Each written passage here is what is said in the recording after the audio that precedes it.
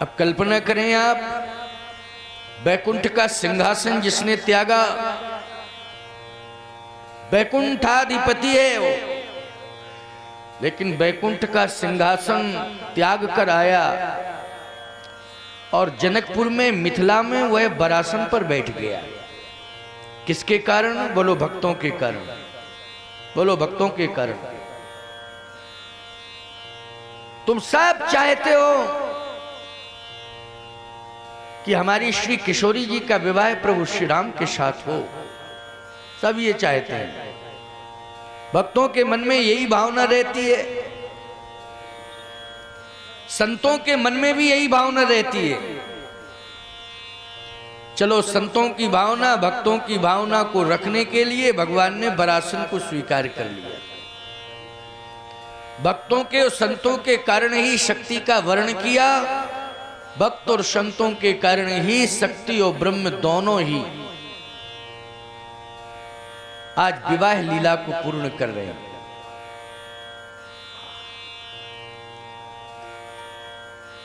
बरासन के बाद चक्रवर्ती सम्राट महाराज श्री दशरथ चाहते हैं कि राम को सिंहासन पर बिठा लें, लेकिन भगवान राम इस व्यवस्था को स्वीकार नहीं करना चाहते,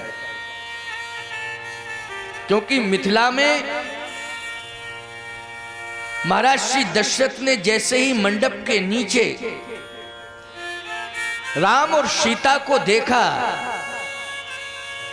तो गोस्वामी जी को लिखना पड़ा, बैठे बरासन राम जानकी, मुदित मन दशरथ भये,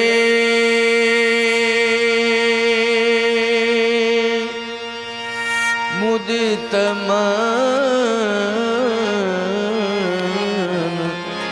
दशरथ भये,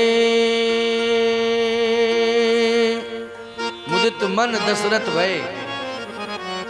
दशरथ जी प्रसन्न हो गए।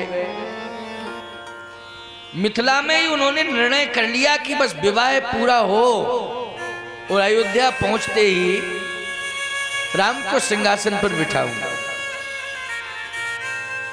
विवाह पूरा हो, श्री राम को सिंहासन पर बिठाना है। ये तो दशरथ जी महाराज की इच्छा है, लेकिन प्रभु राम की इच्छा नहीं है कि मैं सिंहासन पर बैठूं। याद रखना, कौन सा ऐसा पुत्र होगा जो संपत्ति ना चाहता हो, पिता के द्वारा संपत्ति का स्वामित्व न चाहता हो? कौन ऐसा पुत्र होगा? पिता तो देना ही चाहता है, ये संपत्ति किसके लिए है? संतान के लिए है। लेकिन प्यारे, वो कर्तव्य नहीं करना चाहता है, बिना कर्तव्य के ही अधिकार लेना चाहता है। ये सबसे बड़ी कमी है। कर्तव्य से अधिकार मिलता है, दबाव प्रभाव से अधिकार नहीं मिलता है। भगवान राम यही तो बता देना चाहते हैं कि आप मेरा प्रभाव दे चुके हैं मिथिला में पिताश्री, इसलिए सिंहासन देना चाहते हैं। राम पहले कर्तव्य करेगा, तब बाद में सिंहासन लेगा। समझ रहे हो कि नहीं? क्योंकि भगवान राम का प्रभाव चक्रवर्ती सम्राट महाराज श्री दशरथ मिथिला में देख रहे हैं।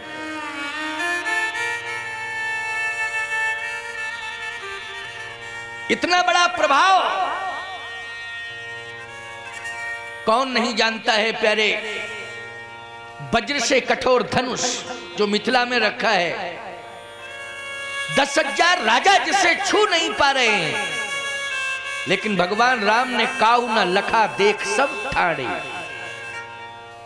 सब देखते रह गए, खड़े रह गए, खड़े खड़े देखते रह गए। तई क्षण राम मध्य धर तोड़ा। सब देखते रह गए। भगवान ने उसी समय धनुष के 2 भाग कर दिए, एक इधर गिरा, एक इधर गिरा।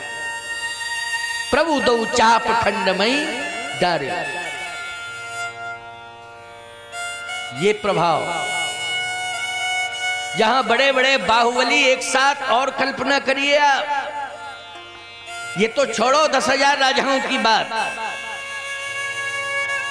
2 ऐसे महाबलवान आए थे जिनका नाम सुनकर के बड़े बड़े तपस्वी गुफाओं के अंदर छिप जाते हैं, देवता भाग जाते हैं जिसका नाम सुन के। वो कौन है? रावण और बाणासुर। लेकिन रावण बाण छुआ नहीं चापा, रावण बाण छुआ नहीं चापा, रावण बाण छुआ नहीं चापा, रावण बाण छुआ नहीं चापा। हारे सकल रूप करिदापा, हारे सकल रूप हारे सकल रूप करिदापा, हारे सकल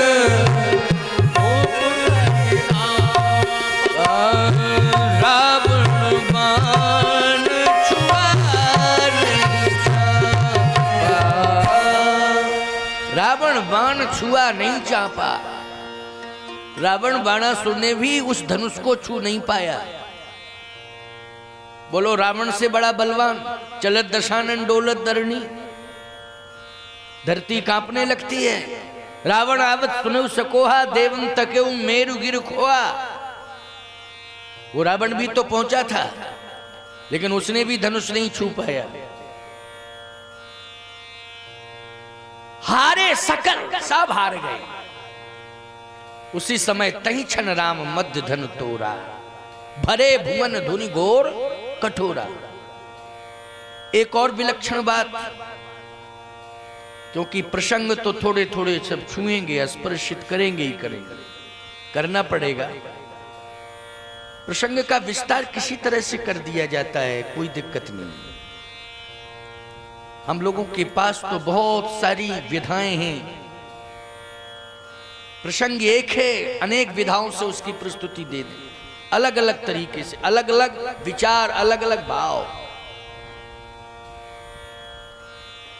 सबसे बड़ी बात तो यह है कि सहस्त्राबाहु अर्जुन, जिसकी भुजाओं को काटने वाला परशुराम जी का परशु, फरसा जिसको तुम कहते हो, उसको परशु कहते हैं, उसी को फरसा कहते हैं, कहते हैं कि नहीं? परशुराम जी महाराज का प्रसिद्ध हथियार है, शस्त्र है। जैसे भगवान राम का धनुष बाण, परशुराम जी का परशु मानी फरसा, भगवान शंकर त्रिशूल, हनुमान की गदा। हनुमान जी की क्या है? अलग अलग सबके हथियार हैं, शस्त्र हैं। रघुकुल के महाराज श्री दशरथ ने ये प्रभाव समझ लिया है, देख लिया है कि मेरे बेटे के सामने, जहां मेरा बेटा है वहां 10,000 राजा धनुष को नहीं छू पाए। स्वयं रावण बाणासुर भी पलायनवादी बन गए, परशुराम जी जय जयकार कर रहे हैं। बोलो, ये प्रभाव किसका है? मेरे बेटे का। लेकिन भगवान राम कहते हैं कि प्रभाव से प्रभावित होकर आप मुझे सिंहासन देना चाहते हैं? नहीं नहीं, मैं जब तक कर्तव्य नहीं कर लूंगा तब तक अधिकार नहीं लूंगा। कर्तव्य से अधिकार, ये रामायण, ये राम का आदर्श है, ये राम कथा की प्रेरणा है। आप कर्तव्य से अधिकार, ये बहुत बड़ा सूत्र दिया है मैंने, समाज को आधार दिया है। इसलिए सभी लोगों को इस महामंत्र को स्वीकार करना चाहिए। यदि आपने स्वीकार कर लिया तो निश्चित है, कंफर्म है, आपके घर में राम राज्य एक दिन अवश्य आएगा, इसमें जरा भी संदेह नहीं। राम राज्य अवश्य आएगा। जिस दिन नौजवान की ये भावना हो जाएगी कि कर्तव्य से अधिकार लूंगा, बस समझ लेना राम राज्य का मार्ग प्रशस्त हो रहा है। आजकल अनाधिकार चेष्टा ज्यादा की जा रही है, इसलिए विडंबना होती जा रही है। अनाधिकार चेष्टा कभी करना नहीं चाहिए। कर्तव्य से अधिकार लेने का संकल्प लेना है नौजवानों को आज की कथा के माध्यम से। कर्तव्य से अधिकार।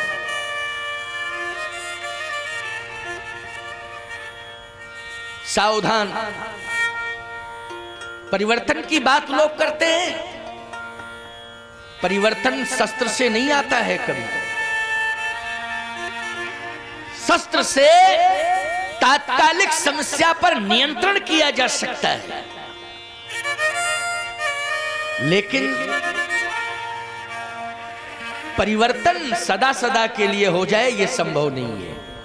तात्कालिक समस्या पर नियंत्रण हो सकता है, लेकिन हमेशा हमेशा के लिए समाधान हो जाए ये नहीं। आप कहो महाराज फिर किससे? शस्त्र नहीं, स्वभाव का प्रयोग करो। सुंदर स्वभाव का, सरल स्वभाव का प्रयोग करो तो निश्चित रूप से सदा सदा के लिए समस्या दूर हो जाएगी। और यदि तत्क्षण तत्काल समस्या का समाधान चाहिए, उस पर नियंत्रण करना है, ठीक है आप शस्त्र का प्रयोग कर रहे हैं, लेकिन प्रतिशोध का जन्म हो रहा है। शस्त्र से आपने नियंत्रण किया, प्रतिशोध का जन्म हो गया। किसका जन्म हो गया? प्रतिशोध का जन्म हो गया। कोई बात नहीं है, आज आपका चांस था, आपने अपने प्रभाव से मुझे दबा लिया, लेकिन कल मैं विचार करूंगा इस पर। बोलो यही होता है कि नहीं होता है?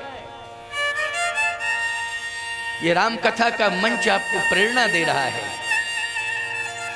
कि पहले आप संवाद करिए, संवाद से विवाद का हल होगा।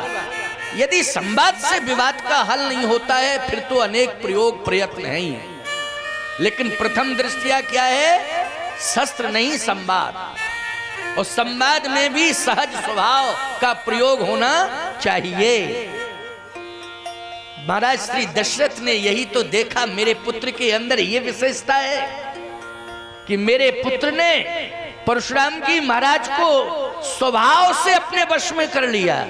किसके माध्यम से? स्वभाव के माध्यम से अपने वश में कर लिया। अच्छा बोलो, हनुमान जी ने गदा के बल पर राम जी को अपने वश में किया था कि सरल स्वभाव के बल पर किया था? बोलो, सरल स्वभाव के बल पर किया था राम जी को वश में, बाहुबल से नहीं, गदा के बल से नहीं। सुमिरी पवन सुत, सुमिरी पवन सुत,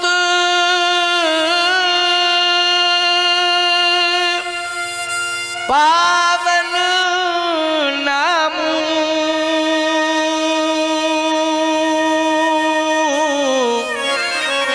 अपने बस करी राखे रामू। नाम जप करके किस विधा से नाम जप किया था? किस विधा से भगवान को अपने वश में किया था?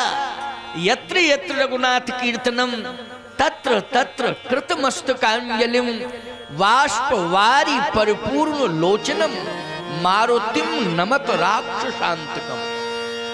नेत्रों में आंसू भर के, नेत्रों में आंसू भरे हैं, वाणी से राम राम जप रहे हैं, हाथ जोड़े हुए हैं, भगवान बस में हो गए। भगवान बस